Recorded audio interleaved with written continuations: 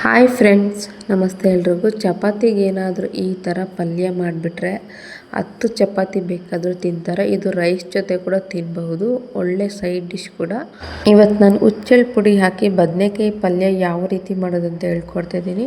ಇವಾಗ ಬನ್ನಿ ಇದನ್ನು ಹೇಗೆ ಮಾಡೋದು ನೋಡೋಣ. ತುಂಬ ಸಿಂಪಲ್ಲಾಗಿ ಮಾಡೋದು. ಮೊದಲು ಒಂದು ಪ್ಯಾನ್ಗೆ 1.5 ಸ್ಪೂನ್ ಆಗೋಷ್ಟು ಹುಚ್ಚೆಳ್ಳು ಹಾಕ್ಕೊಳ್ತಾ ಇದ್ದೀನಿ. ಇದನ್ನು ಚೆನ್ನಾಗಿ ಕ್ಲೀನ್ ಮಾಡಿಬಿಟ್ಟು ಹಾಕ್ಕೊಳ್ಳಿ. ಹಾಗೆ 1.5 ಸ್ಪೂನ್ ಆಗೋಷ್ಟು ಕಡಲೆ ಬೀಜ ಹಾಕ್ಕೊಳ್ತಾ ಇದ್ದೀನಿ. ಹುಚ್ಚೆಳ್ಳು ಮತ್ತು ಕಡಲೆ ಬೀಜ ಎರಡೂ ಒಂದೇ ಪ್ರಮಾಣದಲ್ಲಿ ತೊಗೊಂಡಿದ್ದೀನಿ. ಈ ಹುಚ್ಚೆಳ್ಳು 1-2 ನಿಮಿಷಕ್ಕೆಲ್ಲ ಚೆನ್ನಾಗಿ ಫ್ರೈ ಆಗಿಬಿಡುತ್ತೆ. ಇದು ಫ್ರೈ ಆಗಿ ಸ್ವಲ್ಪ ಚಿಟಪಟ ಅಂತ ಸೌಂಡ್ ಬರುತ್ತೆ.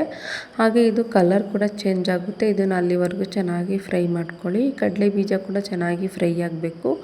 ಹಾಗಾಗಿ ಇದನ್ನು ಲೋ ಫ್ಲೇಮಲ್ಲೇ ಇಟ್ಕೊಂಡು ಚೆನ್ನಾಗಿ ಫ್ರೈ ಮಾಡ್ಕೋಬೇಕು. ನೀವು ಇಲ್ಲಿ ನೋಡ್ತಾ ಇರ್ಬೋದು, ಈ ರೀತಿ ಇದು ಫ್ರೈ ಆಗಿ ಸ್ವಲ್ಪ ಚಿಟಪಟ ಅನ್ನುತ್ತೆ. ಹಾಗೆ ಕಲರ್ ಕೂಡ ಚೇಂಜ್ ಆಗುತ್ತೆ. ಇಲ್ಲಿವರೆಗೂ ಚೆನ್ನಾಗಿ ಫ್ರೈ ಮಾಡಿಕೊಂಡು ಇದನ್ನು ಸಪ್ರೇಟಾಗಿ ಒಂದು ಪ್ಲೇಟಲ್ಲಿ ಇಟ್ಕೊಂಡು ಇದು ಪೂರ್ತಿಯಾಗಿ ತಣ್ಣಗಾದ್ಮೇಲೆ ಇದನ್ನು ಪೌಡರ್ ಮಾಡಿ ಇಟ್ಕೋಬೇಕು.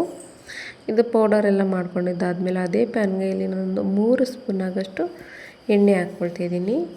ಎಣ್ಣೆ ಸ್ವಲ್ಪ ಬಿಸಿ ಆದಮೇಲೆ ಸ್ವಲ್ಪ ಸಾಸಿವೆ, ಹಾಗೆ ಸ್ವಲ್ಪ ಜೀರಿಗೆ ಹಾಕ್ಕೊಳ್ತಾ ಇದ್ದೀನಿ, ಸ್ವಲ್ಪ ಕರಿಬೇವು. ಈ ಬದನೆಕಾಯಿ ಪಲ್ಯಗೆ ನಾನು ಸಾಂಬಾರು ಈರುಳ್ಳಿ ಹಾಕ್ಕೊಳ್ತಾ ಇದ್ದೀನಿ. ನೀವು ಬೇಕಿದ್ರೆ ನಾರ್ಮಲ್ ಈರುಳ್ಳಿನೇ ಮೀಡಿಯಮ್ ಸೈಜ್ 2 ಹಾಕ್ಕೊಳ್ಳಿ. ಹಾಗೆ ಸ್ವಲ್ಪ ಜಜ್ಜಿ ಇಟ್ಕೊಂಡಿರೋ ಬೆಳ್ಳುಳ್ಳಿ ಹಾಕ್ಕೊಂಡು ಈರುಳ್ಳಿ ಎಲ್ಲ ಸ್ವಲ್ಪ ಚೆನ್ನಾಗಿ ಫ್ರೈ ಆಗಬೇಕು. ಇದನ್ನು ಅಲ್ಲಿವರೆಗೂ ಫ್ರೈ ಮಾಡ್ಕೊಳ್ಳಿ. ನೋಡ್ತಾ ಇರ್ಬೋದು, ಈರುಳ್ಳಿ ಎಲ್ಲ ಈ ರೀತಿ ಸಾಫ್ಟಾಗಿ ಚೆನ್ನಾಗಿ ಫ್ರೈ ಆದಮೇಲೆ ಮೀಡಿಯಮ್ ಸೈಜ್ 2 ಟೊಮೊಟೊ ಈ ರೀತಿ ಸಣ್ಣದಾಗಿ ಕಟ್ ಮಾಡಿ ಹಾಕ್ಕೊಳ್ತಾ ಇದ್ದೀನಿ. ಟೊಮೊಟೊ ಕೂಡ ಫುಲ್ಲು ಸಾಫ್ಟ್ ಆಗಬೇಕು. ಇದನ್ನು ಅಲ್ಲಿವರೆಗೂ ಚೆನ್ನಾಗಿ ಫ್ರೈ ಮಾಡ್ಕೊಳ್ಳಿ. ನೋಡ್ತಾ ಇರ್ಬೋದು, ಈ ರೀತಿ ಟೊಮೊಟೊ ಎಲ್ಲ ಚೆನ್ನಾಗಿ ಸಾಫ್ಟಾಗಿದೆ. ಇವಾಗ ಇದಕ್ಕೆ ನಾನು 4 ಮೀಡಿಯಮ್ ಸೈಜ್ ಬದನೆಕಾಯಿ ಕಟ್ ಮಾಡಿಬಿಟ್ಟು ಹಾಕ್ಕೊಳ್ತಾ ಇದ್ದೀನಿ. ನಿಮಗೆ ಯಾವ ಸೈಜ್ಗೆ ಬೇಕೋ ಆ ಸೈಜ್ಗೆ ಚಿಕ್ಕದಾಗಿ ದೊಡ್ಡದಾಗಿ ಕೂಡ ಕಟ್ ಮಾಡಿ ಹಾಕ್ಕೋಬಹುದು, ಅಥವಾ ಯಾವ ಬದನೆಕಾಯಿ ಬೇಕಾದರೂ ಹಾಕ್ಕೊಂಡು ಮಾಡ್ಕೋಬೋದು, ಚೆನ್ನಾಗೇ ಇರುತ್ತೆ. ಇಲ್ಲಿ ನಾನು ಬಿಳಿ ಬದನೆಕಾಯಿ ಬರುತ್ತಲ್ಲ, ಆ ಥರ ಬದನೆಕಾಯಿ ಹಾಕ್ಕೊಂಡು ಫ್ರೈ ಮಾಡ್ಕೊಳ್ತಾ ಇದ್ದೀನಿ. ಇದನ್ನು ಫ್ರೈ ಮಾಡ್ಕೊಳ್ಳೋವಾಗಲೇ ರುಚಿಗೆ ಎಷ್ಟು ಬೇಕಷ್ಟು ಉಪ್ಪು, ಸ್ವಲ್ಪ ಅರಿಶಿನದ ಪುಡಿ, 2 ಸ್ಪೂನ್ ಆಗೋಷ್ಟು ಸಾಂಬಾರು ಪುಡಿ ಹಾಕ್ಕೊಂಡು ಇದನ್ನು 1-2 ನಿಮಿಷ ಚೆನ್ನಾಗಿ ಫ್ರೈ ಮಾಡ್ಕೋಬೇಕು.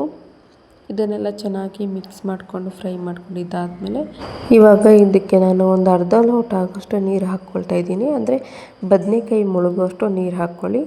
ಈ ನೀರು ಹಾಕ್ಕೊಂಡು ಚೆನ್ನಾಗಿ ಇದನ್ನು ಒಂದು 2-3 ಸತಿ ಚೆನ್ನಾಗಿ ಮಿಕ್ಸ್ ಮಾಡ್ಕೋಬೇಕು. ಇದನ್ನೆಲ್ಲ ಚೆನ್ನಾಗಿ ಮಿಕ್ಸ್ ಮಾಡ್ಕೊಂಡಿದ್ದಾದಮೇಲೆ ಒಂದು ಲಿಡ್ ಮುಚ್ಚಿ ಬದನೆಕಾಯಿ ಸಾಫ್ಟ್ ಆಗೋ ತನಕ ಚೆನ್ನಾಗಿ ಬೇಯಿಸ್ಕೊಳ್ಳಿ. ಈ ರೀತಿ ಒಂದು 2-3 ನಿಮಿಷಕ್ಕೆಲ್ಲ ಬದನೆಕಾಯಿ ಚೆನ್ನಾಗಿ ಬೆಂದೋಗಿರುತ್ತೆ. ಇವಾಗ ನೀವು ಇಲ್ಲಿ ನೋಡ್ಬೋದು, ಒಂದು 2-3 ನಿಮಿಷ ಆದಮೇಲೆ ಲಿಡ್ ಓಪನ್ ಮಾಡಿ ನೋಡ್ತಾ ಇದ್ದೀನಿ. ಬದನೆಕಾಯಿ ಎಲ್ಲ ಚೆನ್ನಾಗಿ ಸಾಫ್ಟಾಗಿ ಸ್ವಲ್ಪ ನೀರೆಲ್ಲ ಡ್ರೈ ಆಗಿದೆ. ಈ ರೀತಿ ಆಗಬೇಕು. ಇದನ್ನು ಒಂದು 2 ಸತಿ ಚೆನ್ನಾಗಿ ಮಿಕ್ಸ್ ಮಾಡ್ಕೊಂಡಿದ್ದಾದಮೇಲೆ ಇವಾಗ ಇದಕ್ಕೆ ನಾನು ಮೊದಲೇ ರೆಡಿ ಮಾಡಿ ಇಟ್ಕೊಂಡಿರೋಂಥ ಹುಚ್ಚೆಳ್ಳು ಪುಡಿ ಹಾಕ್ಕೊಳ್ತಾ ಇದ್ದೀನಿ. ಇದರಲ್ಲಿ ನಾನು ಒಂದು ಅರ್ಧದಷ್ಟು ಮಾತ್ರ ಹಾಕ್ಕೊಳ್ತಾ ಇದ್ದೀನಿ, ಫುಲ್ಲು ಹಾಕ್ತಾಯಿಲ್ಲ. ಈ ರೀತಿ ಒಂದು ಅರ್ಧದಷ್ಟು ಹಾಕ್ಕೊಂಡು ಹಸಿ ತೆಂಗಿನಕಾಯಿ ತುರಿ ಹಾಕ್ಕೊಳ್ತಾ ಇದ್ದೀನಿ. ಹಾಗೆ ಸಣ್ಣದಾಗಿ ಕಟ್ ಮಾಡಿ ಇಟ್ಕೊಂಡಿರೋ ಕೊತ್ತಂಬರಿ ಸೊಪ್ಪು ಹಾಕ್ಕೊಂಡು ಮಿಕ್ಸ್ ಮಾಡ್ಕೊಳ್ತೀನಿ. ನಿಮಗೆ ಹುಚ್ಚೆಳ್ಳು ಪುಡಿ ಎಷ್ಟು ಬೇಕೋ ಅಷ್ಟು ಕೂಡ ಹಾಕ್ಕೊಂಡು ಮಾಡ್ಕೊಳ್ಳಿ. ಇದನ್ನೆಲ್ಲ ಚೆನ್ನಾಗಿ ಮಿಕ್ಸ್ ಮಾಡಿಕೊಂಡ್ರೆ ಇಷ್ಟೇ, ತುಂಬ ಸಿಂಪಲ್ಲಾಗಿ ರೆಡಿ ಆಯಿತು ಬದನೆಕಾಯಿ ಪಲ್ಯ. ಇದು ತುಂಬಾ ಚೆನ್ನಾಗಿರುತ್ತೆ. ಚಪಾತಿಗೆ, ರೈಸ್ಗಂದು ತುಂಬಾ ಚೆನ್ನಾಗಿರುತ್ತೆ. ಮಿಸ್ ಮಾಡದೆ ಟ್ರೈ ಮಾಡಿ. ಇಷ್ಟೇ, ತುಂಬ ಸಿಂಪಲ್ಲಾಗಿ ರೆಡಿ ಆಯಿತು ಹುಚ್ಚೆಳ್ಳು ಬದನೆಕಾಯಿ ಪಲ್ಯ. ಈ ವಿಡಿಯೋ ಏನಾದರೂ ನಿಮ್ಗೆ ಇಷ್ಟ ಆಗಿದ್ದರೆ ಪ್ಲೀಸ್ ಒಂದು ಲೈಕ್ ಮಾಡಿ, ನಿಮ್ಮ ಫ್ರೆಂಡ್ಸ್ ಆ್ಯಂಡ್ ಫ್ಯಾಮಿಲಿ ಜೊತೆ ಈ ವಿಡಿಯೋ ಶೇರ್ ಮಾಡಿ. ಇನ್ನೂ ನಮ್ಮ ಚಾನಲ್ಗೆ ಸಬ್ಸ್ಕ್ರೈಬ್ ಆಗಿಲ್ಲ ಅಂದರೆ ಪ್ಲೀಸ್ ಒಂದು ಸಬ್ಸ್ಕ್ರೈಬ್ ಆಗಿ ಸಪೋರ್ಟ್ ಮಾಡಿ. ನಿಮ್ಮ ಅನಿಸಿಕೆ ಅಭಿಪ್ರಾಯ ಕೂಡ ಕಮೆಂಟ್ ಮಾಡಿ. ಧನ್ಯವಾದಗಳು. Thank you for watching.